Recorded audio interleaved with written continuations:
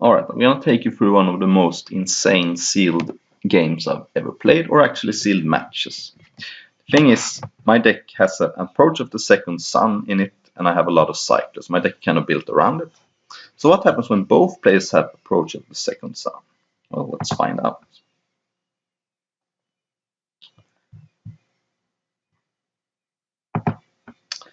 Sadly, I cannot slow down the clock, but I do keep a kind of a loose hand, but with a lot of potential. I also play a lot of blue sources.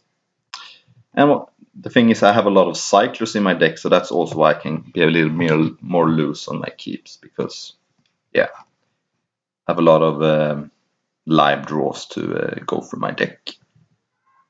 It's not working out very good in this game, though. My opponent is also on the ramp strategy. And as it turns out, my Flyers is not going to be able to raise his Approach of the Second Sun in this game. So I play Vizier, which gives me double blue for the Pull from Tomorrow. And also the flashback from Commit to Memory.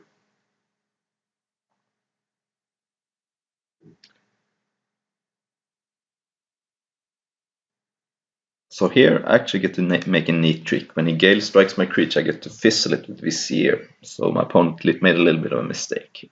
He also doesn't loot here, which, you know, as the saying goes, you should always loot.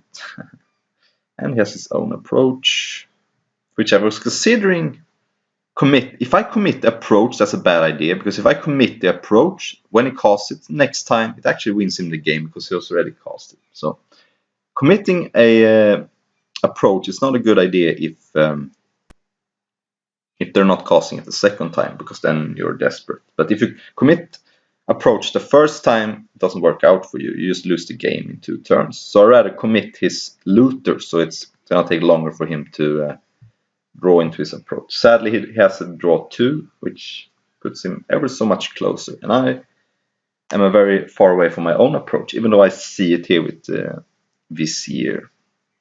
So my last ditch effort is to have this Memory in my graveyard as a last desperate effort, because my opponent is now very close to casting his Approach. Actually, he gets Nissa, which gives him 2 cards closer, because he gets to put cards on the bottom. So next turn he can cast Approach, so I'm priced into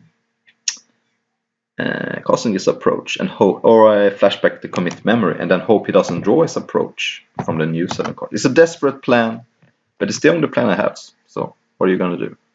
So here's Memory. I did not draw the Approach, which is sadly, so I cycle through. He also doesn't draw the Approach, though, which gives me a little bit of hope. But he plays a non-creature spell, so he gets to take out my Flyer, which protects Nissa, and he gets a loot. So it's pretty good for him. He also gets a Scry and closer towards the Approach, so I'm in bad shape here. I have nothing to threaten Nissa with, so I'm desperately looking here. I actually cast Eurus Resolve on the Seeker, which is a neat play because you get to activate it in response and then cycle through. So I find a blue cartouche, which at the very least kills Nissa. And then I loot some more and find a Pull from Tomorrow. So if I can stall this game a couple of turns, I might be able to find my own Approach and then find it and flashback it. So this gives me hope, because my opponent is now I find my own Approach, so I'm only a couple of turns away. Sadly, he has the mill 2 cards here, which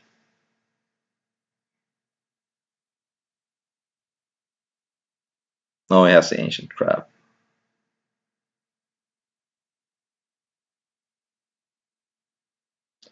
Then he Gale strikes it, but I again prevent that from happening.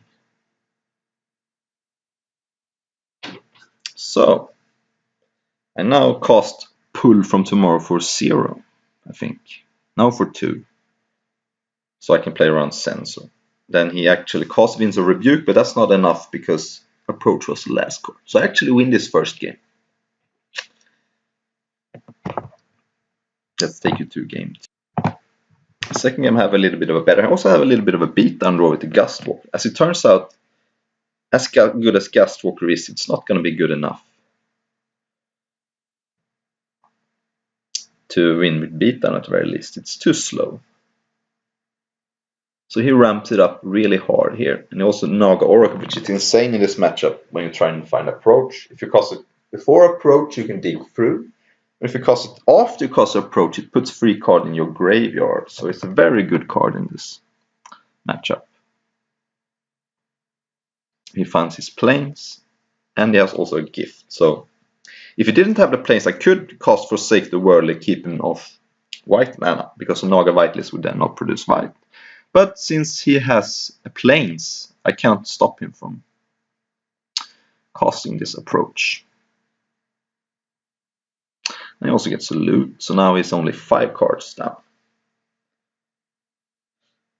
I have to copy this Vizier so I can cast my own approach, which I have put on the top of my deck.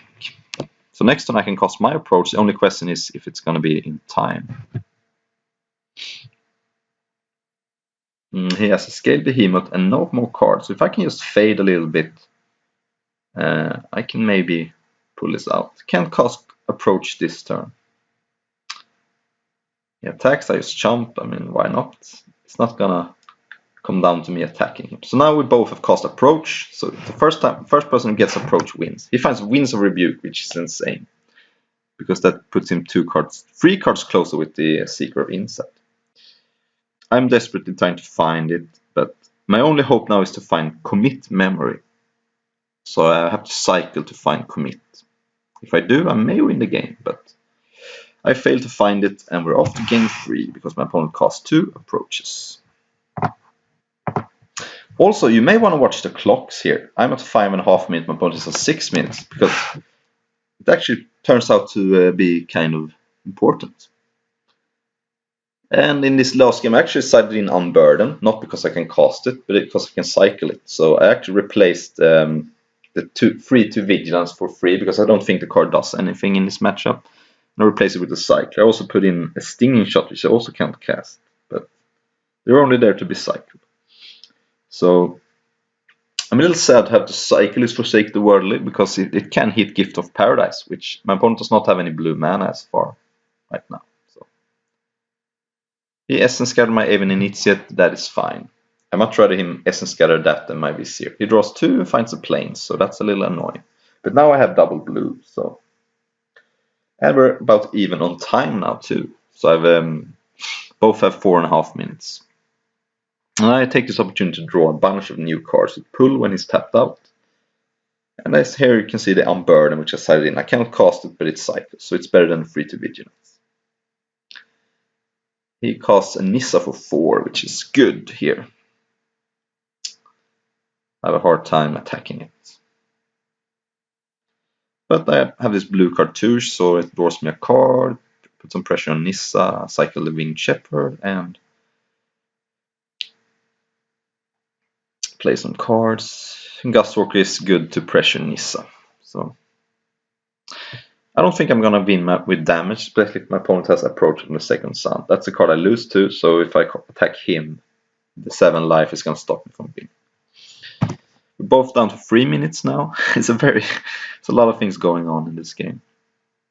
I managed to kill Nissa with my flyers. I haven't found anything good, but I have Commit Memory, so that stops the second approach. It delays it for 2 turns at least. So I'm really holding on to this Commit Memory. And again, I have the option to cast Memory if I'm desperate. Like if I know my opponent's going to win with approach from the second sun, I can flashback Memory and pray he doesn't find any approach in the new 7 cards. So now my opponent is down to 1.5 minutes. And here there is a sideboard card which I sided in, and is reduced to rubble. I can't cast a red half, but it is just a mana leak for 3 mana, which is exactly what I need in this scenario. So here he casts approach. As I said before, I can now commit it. So what this does, it's now 2 cards down in his deck, but he didn't win the game. So if I cast it the first time, it doesn't work, because the second time he casts it, win the game. So it's much better to cast commit when he casts it the second time. I also now get to loot 2 times, which is nice. And I find my own approach, which, as it turns out, is a little too slow here. Now we're both down to, here's my sideboard card, Reduced Rubble. I'm getting kind of So I cast my own approach and get to loot a bunch. But I feel kind of good about this game now. This reduced rubble stops my opponent. My opponent is down to... He doesn't draw approach this turn. Instead, he plays something pretty expensive. No, he just passes. Okay. So, now I have my opponent down to 10 seconds. As it turns out, I think I will win the game anyway. But my opponent casts... Now, this is funny. He casts approach when he has 4 seconds left on the clock. 4 seconds left. Imagine if I didn't have this counter spell. My opponent would have won the game with 4 seconds left with approach of seconds on. That's kind of insane. But I have the counter spell, which also makes me able to loot and find the approach. So I would have won this game anyway. But I could have milled myself for 2, actually 3 if I wanted to, and then draw the approach. I guess you can't draw a card in Rip. So okay, so this was one of the most insane games I've played in Limited in a long while. That's what happened when both players have approach. It kind of... There are games... Magic's games usually doesn't look like this, especially in Seal deck. So it was kind of a unique game. I wanted to share this. So, thank you for watching.